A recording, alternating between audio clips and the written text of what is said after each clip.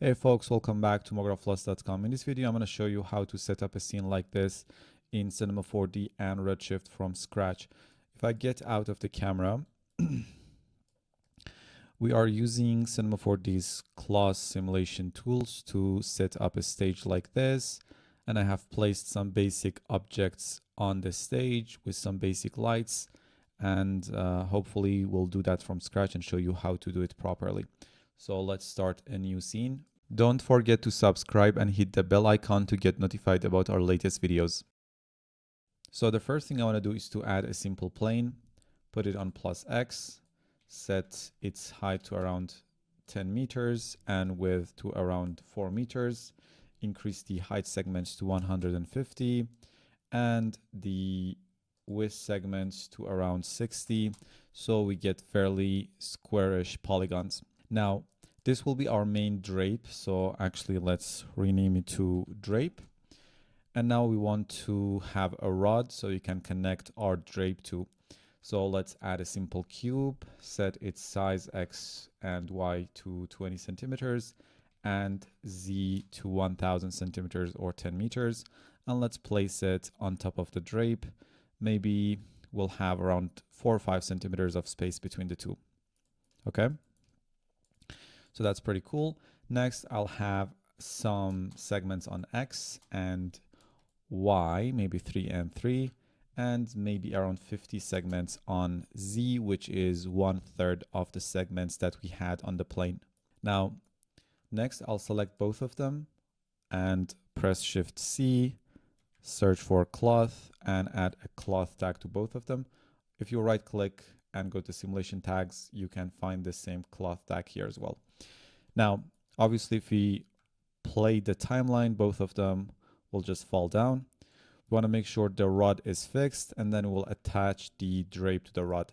So I'll select the cube, and let's rename it to rod. Right click, simulation, and get we already have the cloth tag, obviously, what I'm doing. Let's go to the mix animation tab and turn on with pins with influence set to 100%. Now the rod will be fixed and the drape will still fall because we haven't attached it to the rod. So let's select the drape, right click on it, go to simulation tags and add a connector tag. Then let's select the connector tag, enable updates live and increase the search radius until we see the connections, which is around here. Okay. So that's pretty cool. Now the next thing I want to do is to animate the rod on the Z, its size, so it will shrink and then the drape will follow along and fold and we get some beautiful cloth folding action. So first let me extend the timeline to maybe around, I would say 3000 frames. Probably actually that's too much. Let's go to 2000 frames. So we have some space to work with. At frame 0, set the size to 1000 centimeters and add a keyframe. Then go to frame 100, set the size to half of that, maybe around 500 centimeters, and set another keyframe. Now if we get back to the start of the timeline and start the simulation, we get this beautiful folding action. Close to what we want. Okay. We'll just let the simulation to settle. Now we can stop the sim. I want to start from this when I get back to frame 0. So I want this to be my initial state of the simulation. So I select the class tag for the drape and then go to the dresser tab and set the initial state here. Okay.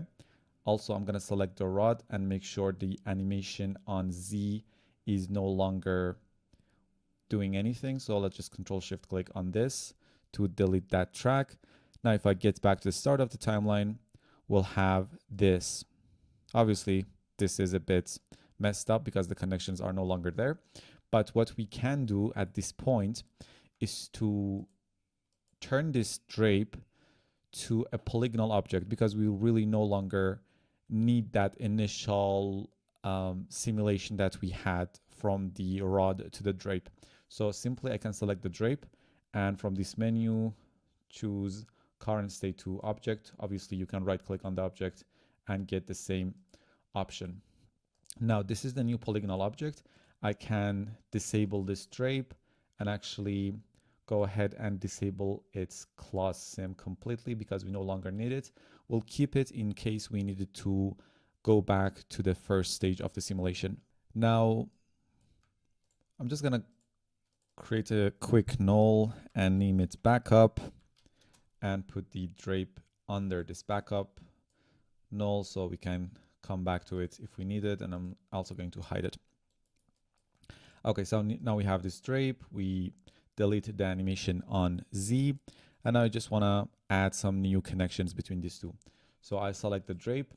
We still have the connector and the cloth tag. I'm actually gonna, just to be sure, delete both of them and add a new cloth tag to it. So and also a new connector tag to it. So here it is. I'm gonna select the connector tag, start increasing the search radius, click on create. And what I'm gonna do is to actually enable updates live and increase the search radius so we get maybe, let's make sure update live is turned on. Just add a bit more like connections so it's fixed to there. Okay, that's pretty cool. Now if I start the simulation again, we have a proper sim. Cool. Now the next thing I want to do is to basically add this cylinder to interact with the class so we can actually create our stage. So let's go ahead and actually add a new cylinder. I'm going to set the radius to around 100 centimeters, height to 70, rotational segments to 32, caps to maybe 4 segments, and enable fillet with 5 segments and set the radius to around 6 centimeters. So this is our basic cylinder. Let's just move it around and place it behind the curtain here. Okay, that's pretty cool. To make it interact with the drape, we simply add a collider tag to it. So right click, simulation tag, and add a collider tag to it. Make sure to visit our website mographplus.com and check out our premium CGI and rendering courses for Cinema 4D, 3ds Max, Maya, Arnold, Octane, Corona, V-Ray, Redshift, and much more. Now at this point we can simply start the timeline and move the cylinder around and make it interact with the drape until we get what we wanted to. Now before actually starting anything, I'm going to press Ctrl D to go to my project settings, then go to the simulation tab, and down here under collision settings, increase the passes and extra iterations to 4 and 4. So 4 to get a bit more accurate collisions when we move our cylinder around, even though this will slow down the sim, but I don't think it would be noticeable, but we get much better collisions. So now we can start moving the cylinder around. So let's play the timeline and see what we can get. So let's see.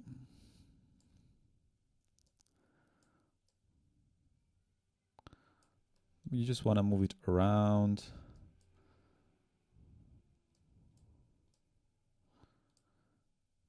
Now, if you did something like this and you screwed up everything, you can simply stop the timeline, get back to frame 0, and actually put the cylinder back in here. Okay, and start from scratch. I'm just going to actually increase the timeline to maybe 5,000 frames in case we needed it. And we start again.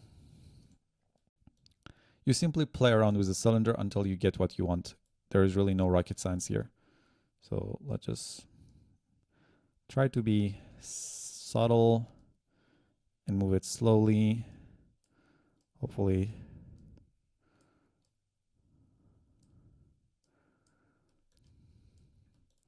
Now we can maybe move this to the left side, move it to the right. This is fairly cool. Again, this really is just, you simply play around with this. Okay. Okay, we just screwed up again. We go back to the start of the timeline and we start from scratch. Okay. You can obviously freeze the PSR of the cylinder, so we don't have to do this manually all the time when we get back to the start of the timeline, but that's okay. So let's start again.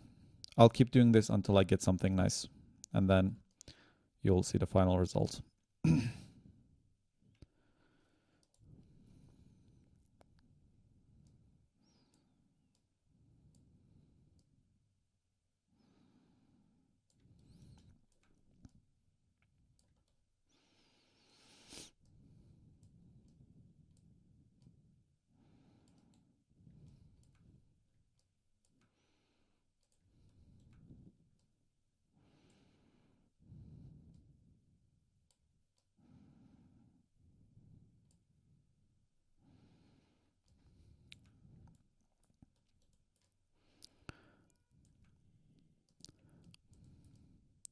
Okay, I think this is actually quite cool. So we can call it a day.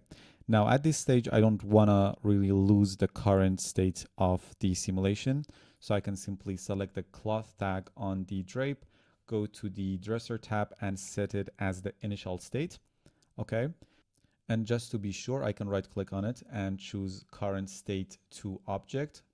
So now this is just a polygonal object, and I can delete the cloth tag, the connector tag, and turn off the drape object and put it in the backup group in case we needed to get back to the previous state of the simulation. But now this is just a simple polygonal object that we can play around with. And the next thing I would do is to add a subdivision surface to it and get back to the quick shading mode. Now, folks, at this stage, we are basically done with the simulation and we can start staging our scene, placing our objects, adding our camera, adding our lights, and getting the job done. So let's add some basic vase objects. I'm gonna just go to the content browser and look for vase, and I'm just gonna add this small and medium vases. So let's just double click on them. And then we can close the content browser, select both of them, select the place tool, and let's just move them on top of the stage and probably around here. Obviously, they're a bit too small, so let's go to coordinate tab and set their size to around 2.8 for both of them. So this one and this one as well.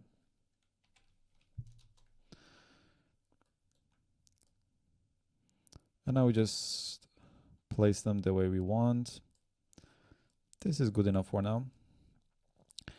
Let's just go ahead and change the resolution to a bit more of a vertical resolution. So maybe around 1320 pixels. And let's add a new Redshift camera. Look through the camera. And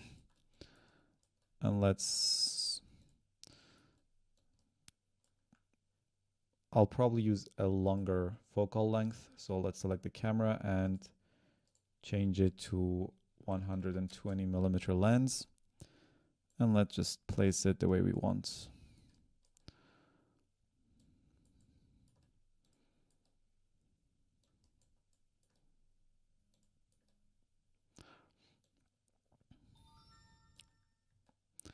Probably something like this. Okay, that's pretty cool. Next, I want to simply apply some basic materials from the content browser again. So let's just go to the content browser. I'll apply some basic pottery material to the vases. So let's go to the materials and delete the search. Go to the ceramic section, and if you come down, you will find this pottery rough materials. I'll apply this dark one to both of them. And for the cloth itself, we have some nice fabric materials. I'll just probably apply this fabric cotton 002, and this should work just fine for us. Currently, we don't have any lights, so let's add a new area light to the scene. And I'm gonna select my move tool, place it to the left side, and start an IPR to see what we have right now. Okay. So I'm going to select the light. The first thing I do normally is to turn on normalize intensity. This will allow me to adjust the size of the light without actually changing its intensity. I'm going to set its size to maybe around 175 centimeters. And because we have enabled normalized intensity, we need to increase the exposure. Let's go to something around 15 and lower the intensity to maybe around 15 as well.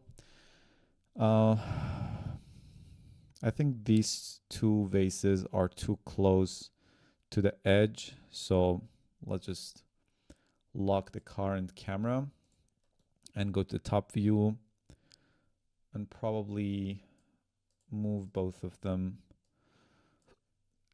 a bit to the back,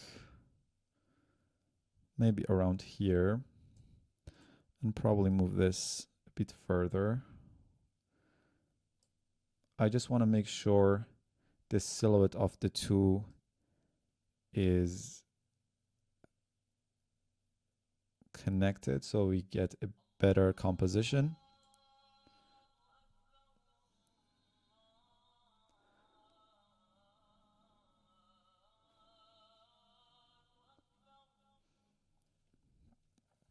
So we get a better composition. This looks fairly nice, probably even a bit more. I don't know. Let's, for now.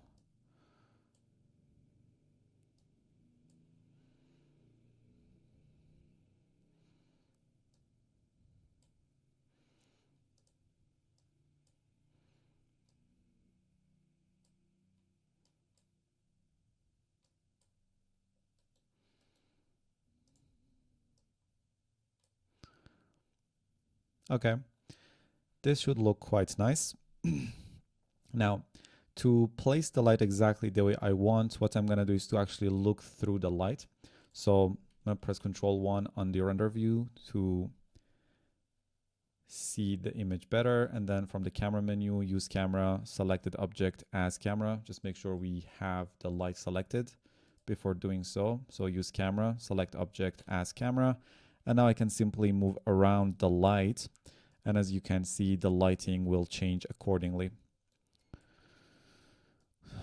So you can come to this side, which can be nice, but I think this side is better. So this is our key light, and I'm not planning to add a lot of light, probably this light, and we just have one reflector to bring up some shadow details here and here.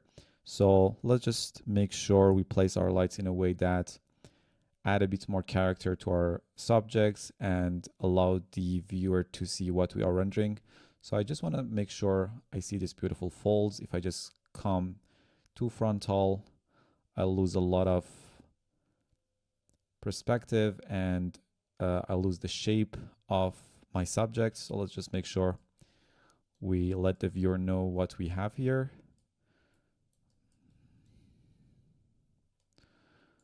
Just play around until you get something that you like.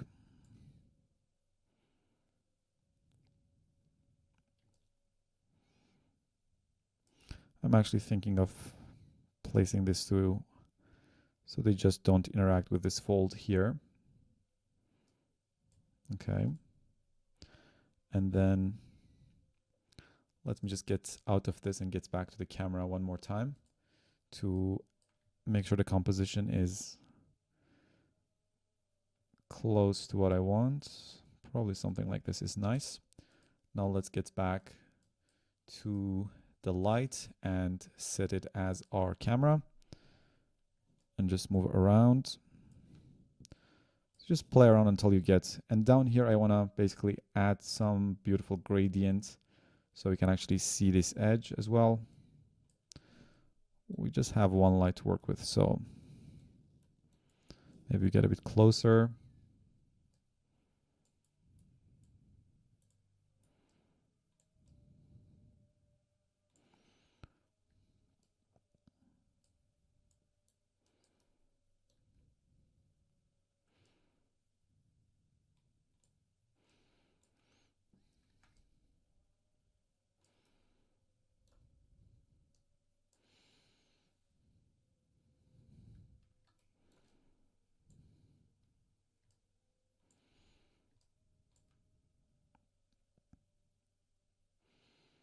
Okay, I think I like this.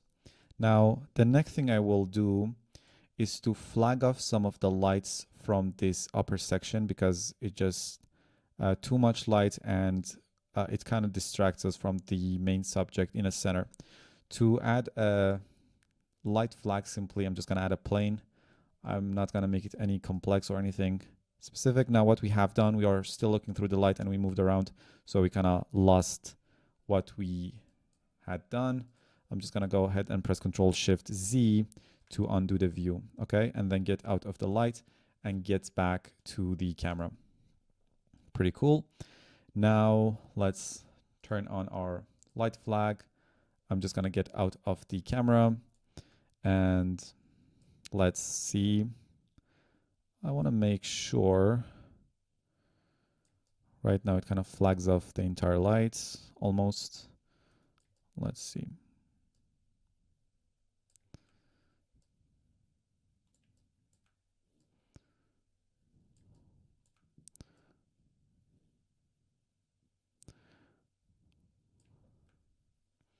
So if I turn off the light flag, this is what we get. And with it, we kind of darken those upper section, which I think worth having the light flag. Let's move it to the left a bit. I think this looks nice too.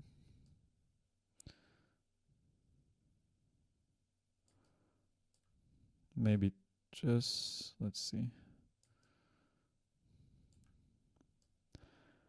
You're really just playing around. Okay. Too much.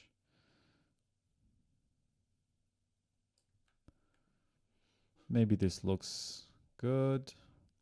I can select the light again and maybe increase the intensity a tad.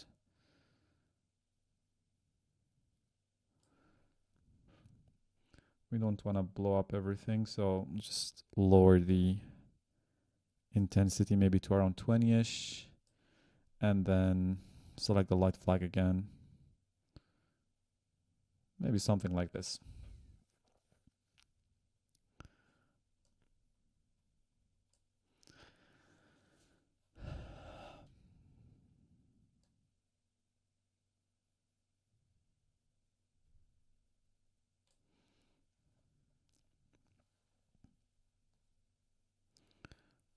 So this is with the light flag and this is without it.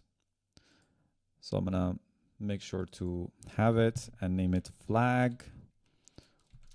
Now the next thing I want to do is to bring up some of the shadow details in these very dark areas, and I'm gonna do that with a very simple reflector. So let's just add a simple cube and let's just make it smaller, bring it out. It can be a simple plane, really doesn't matter. Just anything with a surface would do the job that can reflect our light. And I'm gonna select the cube and actually rotate it.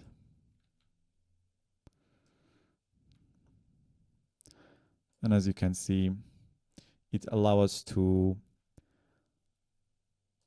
turn those very dark areas much lighter. Obviously, I want to have control over how much brighter my shadows get. So I'll simply add a new Redshift material. And let's actually rename it to reflector. Rename this cube to reflector as well, and assign the reflector material to the reflector object. Then I can select the reflector material, or just in the attribute manager, lower the reflection weight to 0, set the base weight to white.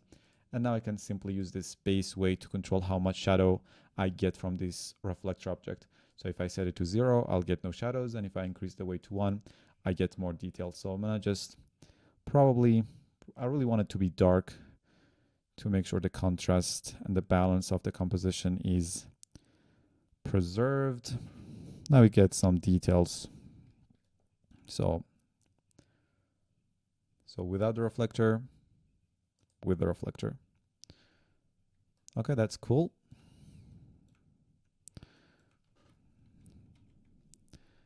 And this should conclude our setup. I'm probably gonna make this just a bit closer so we don't get two separate shadows from them. Make sure they are not connected as well.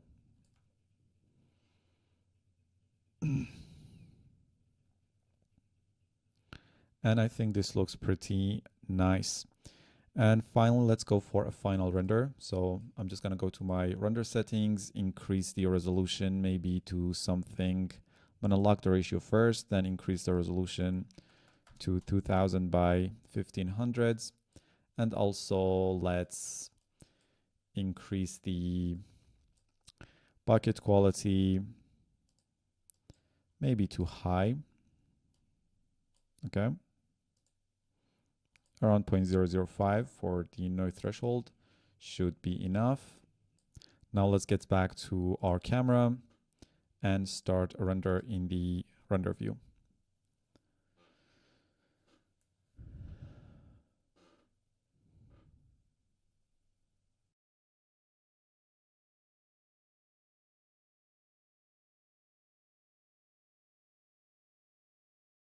And just to make it look better, let's add some contrast. So I'm gonna go to my color controls, enable it, and probably just add a very basic S-curve, just a tad really, not too much. So, I think this looks nice. So that's it. Thanks for watching. If you have any question, make sure to comment below. I'll be sure to answer all of them. Make sure to visit our website, mographplus.com, and check out our premium CGI and rendering courses for Cinema 4D, 3ds Max, Maya, Arnold, Octane, Corona, V-Ray, Redshift, and much more. See you in the next one.